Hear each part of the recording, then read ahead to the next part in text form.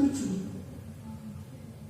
Berbarengan dengan Islam tumbuh berkembang di Makkah, di Madinah, sesungguhnya Islam itu sudah masuk ke Nusantara. Coba bayangkan. Tercatat dalam buku sejarah umat Islam yang ditulis oleh Profesor Hamka tahun 654. Itu abad ke-7 kan. Itu ekspedisi yang dipimpin oleh Muawiyah bin Abi Sufyan ke Nusantara, menuju ke pantai utara Jepara, dekatnya Pak Dian, menemui Ratu Sima. Ekspedisi bukan ekspansi militer. Di dalam buku itu disebutkan 4 bulan perjalanan Damaskus ke Jepara, menemui Ratu Sima. Meskipun Ratu Sima belum masuk Islam, tapi saudaranya itu sudah ada yang masuk Islam. Nah, menariknya adalah kenapa itu tidak dilanjutkan secara militer? Yang pertama, jarak yang begitu jauh, 4 bulan perjalanan. Yang kedua, tidak bisa dipungkiri bahwa Nusantara saat itu sudah berdiri kerajaan-kerajaan Hindu, kerajaan-kerajaan Buddha yang sangat besar. Abad ke-8, abad ke-9, Mojopahit itu abad ke-12 itu sudah berdiri gagah itu. Dan tidak kalah pentingnya kalau menurut pendapat saya, kenapa itu tidak dilanjutkan secara ekspansi militer, diserahkan kepada para ulama, para dai, para mubalik, para pesiar, para pedagang. Saya yakin itu adalah karena memang ada pertimbangan lain. Kenapa tidak perlu secara militer seperti masuknya Islam ke wilayah atau kedua yang lain?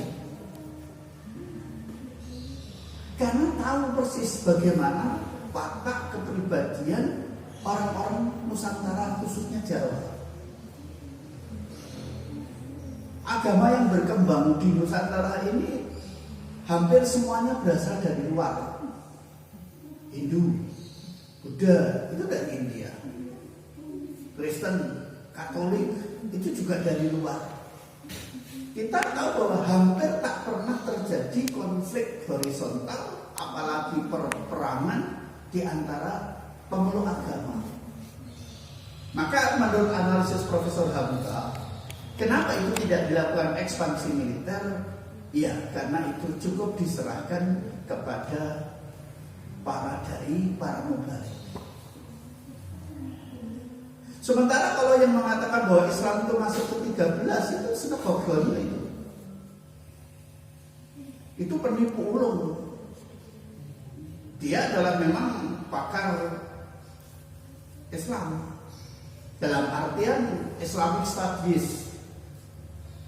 Ya, dia adalah orientalis. Jadi orientalis itu artinya adalah orang-orang barat yang mempelajari adat istiadat custom orang timur, Orient Timur. Ada HAMG. HAMG ini nampaknya lebih santun, lebih objektif, lebih ilmiah. Tapi kalau di luar HAMG itu semuanya mempunyai intrik, semuanya punya tendensi untuk memojokkan Islam.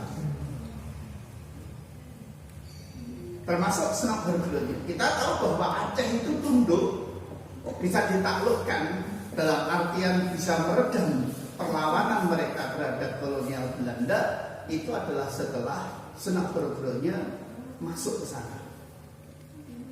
Bagaimana dia harus menaklukkan dengan tipu dayanya. Dia mengaku dirinya sebagai seorang yang bernama Abdul Hamid, dia juga menunaikan ibadah haji.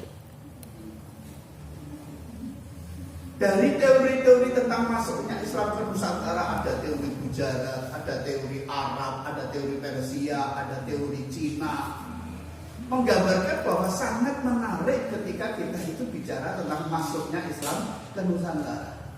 Coba bayangkan abad ke-7 sudah ada indikasi Islam masuk ke Nusantara. Fatimah binti Maimun itu tertahun dalam batu tulisannya 1082. Sebagai seorang Arab yang meninggal dan dimakamkan di lereng Gresik 1082 abad ke-11. Itu perkampungan, pemakaman tua, pemakaman kuno. Yang di situ adalah mayoritas yang dimakamkan orang-orang Islam. Menunjukkan bahwa tentunya sebelum 1082 di lereng Gresik sudah banyak orang yang masuk Islam. Sehingga terbantahkanlah kalau Surabaya ngotot masuknya Islam ke Nusantara abad ke-13. Yang kedua, tidak kalah pentingnya adalah letak Nusantara atau kondisi Nusantara yang negara maritim kata orang. Banyak pantainya, negara kepulauan. Sehingga ini juga menimbulkan pertanyaan, di mana pertama kali Islam masuk ke Nusantara? Apakah di Samudra Pasai, di Aceh sana? Apakah di perairan utara Jawa? Sehingga ini pun juga sangat menarik. Samudra Pasai sebagai kerajaan Islam pertama di Indonesia. Perlu dicatat, sebelumnya itu sudah ada kerajaan Islam, namanya kerajaan Islam Perlak. Perlak itu duduk nutup kasur kena ongkol bayek. Kerajaan Perlak. Cuma dalam sejarah dikatakan bahwa kerajaan Perlak itu hanya satu kali kepemimpinan. Kenapa demikian? Karena putri beliau, putri sang raja dari kerajaan Perlak itu pada akhirnya dinikahi oleh Malikus Saleh, pendiri kerajaan Samudra Pasai. Sudah selesai. Masuk mantu kalau moro tua yang kelan-kelan. Bapak Ibu yang dimuliakan oleh Allah, yang ketiga pertanyaannya adalah bagaimana Islam masuk ke Nusantara? Jelas dalam bukti sejarah tidak ada yang namanya pertentangan, tidak terjadi konflik, apalagi peperangan, saling membunuh antara penganut agama satu dengan yang lain. Sedikit saya sampaikan ada perbedaan karakter, ada perbedaan watak antara masyarakat pesisir dengan masyarakat pedalaman. Konon masyarakat pesisir itu mudah menerima perubahan. Dan kita tahu bahwa pantai-pantai di situ tempat bergumulnya, tempat berkerumunnya orang-orang dari berbagai negara, berbagai bangsa. Pelabuhan-pelabuhan, entah itu pelabuhan Malaka dan seterusnya, itu adalah pusat bertemunya bangsa-bangsa. Dan ternyata hubungan dagang antara Nusantara dengan Arab, dengan Cina itu sudah lama terjalin. Sehingga ini tidak menjadi sesuatu yang kendala tersendiri, tidak menjadi kesulitan tersendiri ketika Islam lahir abad ke-7, sehingga dengan mudah sekali Islam itu berkembang di Nusantara. Ini menarik sekali kalau kita buat perbandingan. Kalau Islam masuk ke Nusantara itu adalah abad ke-7, di saat Rasulullah baru saja mengembangkan agama Islam. Di abad ke-7 pula Islam sudah masuk ke Nusantara. Jadi coba bayangkan yang namanya agama Kristen, agama Katolik. Lepas dari kontroversi, lepas dari telah terjadi taklid atau tidak, kita sepakat bahwa agama Kristen itu adalah abad ke-1. Kalau nanti kita bahas Kristen menjadi Katolik itu panjang banget. Ajaran yang dibawa Nabi Isa itu adalah abad ke-1. Berubah itu pada abad ke-4 pada masa Kaisar Konstantinus, yang dimulai dengan Edik Milan dan seterusnya. Itu panjang sekali. Tapi yang jelas Kristen itu jelas lebih awal, Nasrani itu lebih awal daripada Islam lahirnya. Namun masuk ke Nusantara tahun berapa? Abad berapa? Abad 16. Coba bayangkan, Islam lahir langsung bisa berkembang dan diterima oleh masyarakat Nusantara. Kristen itu masuk ke Nusantara atau Katolik masuk ke Nusantara itu di bawah kepemimpinan Portugis tahun 1511. 1511 itu adalah Portugis menguasai pantai atau pelabuhan Malaka. Kristen itu 1596. 1596 abad ke-16 baru masuk ke Nusantara.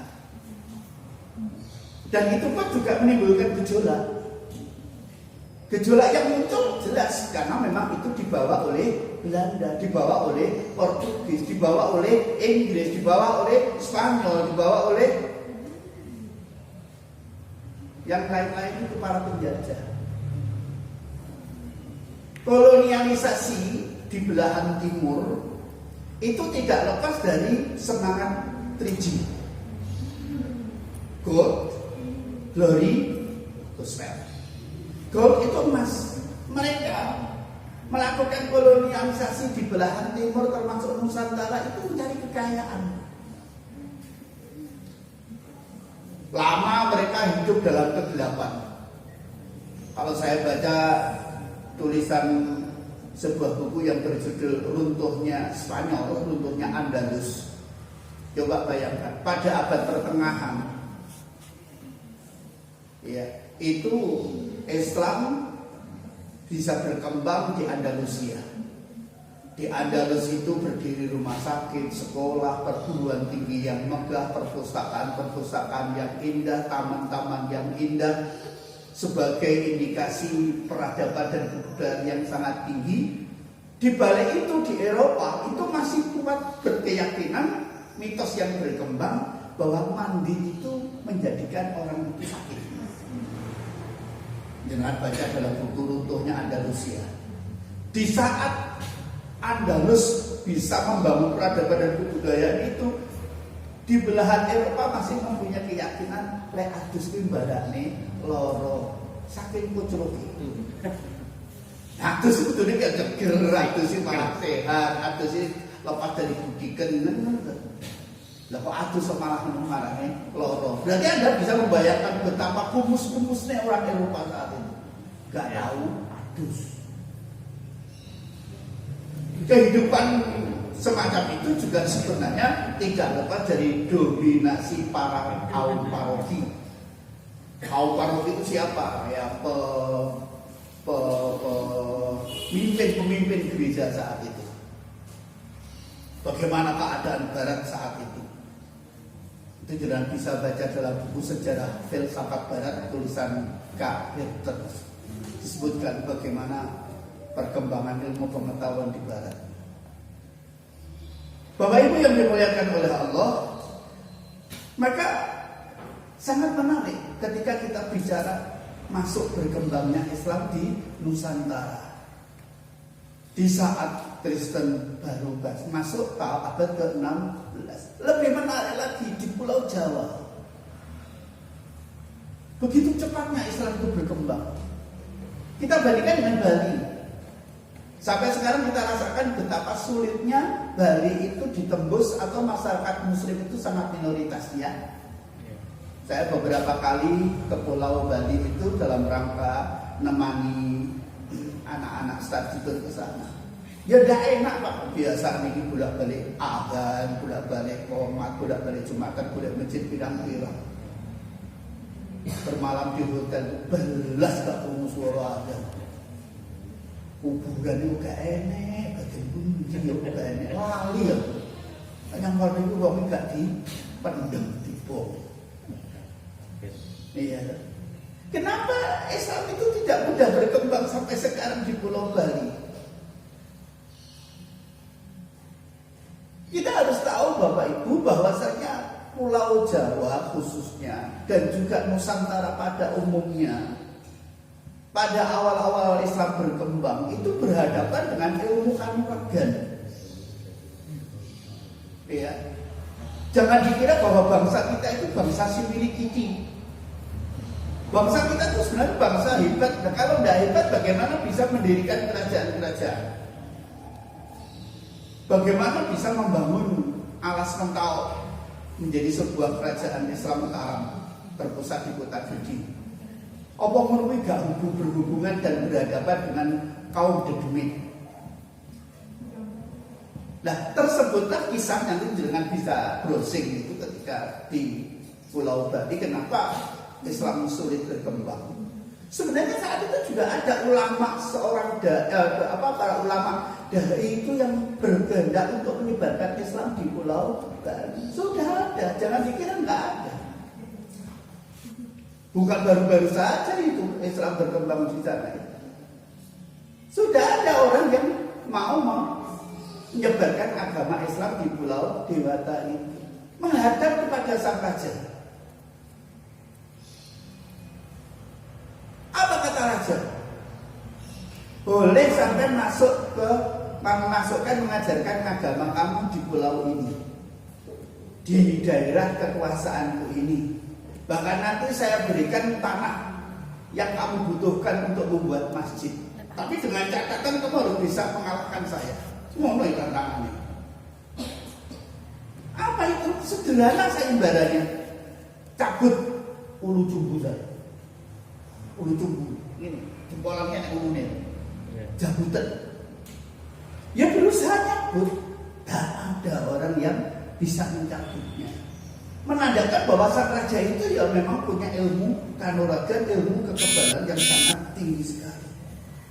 Akhirnya karena Anda tidak bisa mencabut bulu tubuh saya, Anda tidak boleh mengajarkan ajaran Islam di Pulau Bali. Coba bayangkan, itu di Pulau Bali, belum di Nusantara, berhadapan dengan animisme, berhadapan dengan dinamisme, berhadapan dengan totemisme, berhadapan dengan orang-orang yang punya kanuragan.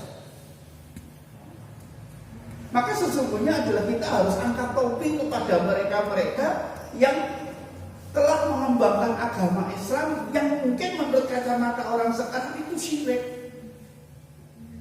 Topo barang. Lah wae dhewe to Pak dakwah saiki penak. Nyuwun sewu seperti saya dengan ceramah itu di mana-mana penak. Iya enggak? Iya. Atau titik usul. Tak usul udah obio. Enak. Mulai sangoni, beda kan? Lah kan dulu, nggak bisa Pak, nggak bisa. Sehingga marilah kita itu pahami betapa mulianya, betapa besar jasanya para pendahulu kita.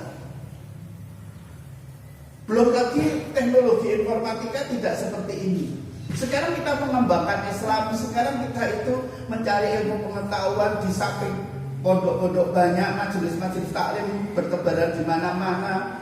Ya pengajian itu garek nari boyo, kan gitu kan? Googling gitu kan? Mudah sekarang. Kalau dulu, ya surat belum ada kantor pos. Kalau ada itu pakai kurir. Maka cara mengembangkan agama Islam itu kata Pak Sudiono tadi adalah simbol. Nah, nampaknya orang itu tidak bisa membaca simbol-simbol dakwah saat itu, karena memang kita juga hidup dalam keterlantaran. Nilai-nilai sangat tinggi dari kerajaan Surakarta, Keraton Surakarta, kemudian pun juga Mataram Islam, bagaimana Pajang berdiri, bagaimana Raden Patah dengan Demaknya. Itu tidak bisa kita pahami simbol-simbol dakwah, simbol-simbol ajaran taklim dan tarbiyah, karena memang kita terpuruk. Kita dijajah. Orang itu kalau dijajah, nggak enak semuanya. Pendidikan kacau, kesehatan kacau, isaurit yang untung-untungan, gitu kan. Misalnya tentang kesehatan dan keselamatan. Kalau sekarang Pak, kita punya negara sendiri, merdeka, berdaulat, ekonomi sudah bagus. Ketika kita dijajah, itu sebenarnya juga pernah mengalami apa yang namanya flu Spanyol. Itu tercatat tahun 1918, 1921 kan ya. Sama itu. Mati jadi persis ke aratan pitik. Pitik akan aratan ya. Sek. Kecil-kecil dibelah, kecil-kecil dibelah. Ada apa itu kecil-kecil? Belah. Bentuk. Disebut flu Spanyol itu karena memang Spanyol itu saat itu netral, tidak berpihak pada, tidak terlibat dalam peperangan. Sebenarnya asal mulanya adalah dari Amerika. Sama jalannya flu. Nah, kalau kita mudah-mudahan ini sudah berakhir. Kalau mengacu pada siklus tahun kemarin, abad kemarin, abad ke-19, itu kan hanya 3 tahun, 1918, 1921. Ini juga begitu. Mudah-mudahan 2019, 2021 siklus itu seperti itu. Bapak Ibu yang dimuliakan oleh Allah, kenapa simbol-simbol itu tidak bisa kita tangkap? Karena kita hidup dalam keterpurukan, dalam penjajahan. Di saat penjajahan oleh Barat terjadi westernisasi. Kita harus bisa membedakan westernisasi dan modernisasi. Nurholis Majid itu menegaskan begitu jauhnya antara pengertian modernisasi dengan westernisasi. Western itu barat. Bagaimana orang itu hidup ke barat-baratan tercerabut akar budayanya. Kalau modernisasi itu sesuatu yang baru. Lah, dari keterpurukan penjajahan menuju ke modernisasi ini pun juga tidak bisa lepas pengaruh dari westernisasi. Saat itulah kita tidak bisa menangkap pesan-pesan, simbol-simbol dakwah, majelis simbol-simbol taklim yang dikembangkan oleh para pendahulu kita. Misalnya saja, kita tahu keraton, kalau SMP mesti ke Jogja ya. Keraton itu, jangan perhatikan nih. Lurus itu garisnya antara Pantai Parangkusumo, Panggung Rakyat, alun-alun kidul, Keraton Tugu Palputih, Merapi. Itu satu garis. Apakah satu kebetulan? Tidak. Itu mengandung simbol pembelajaran yang sangat tinggi nilainya.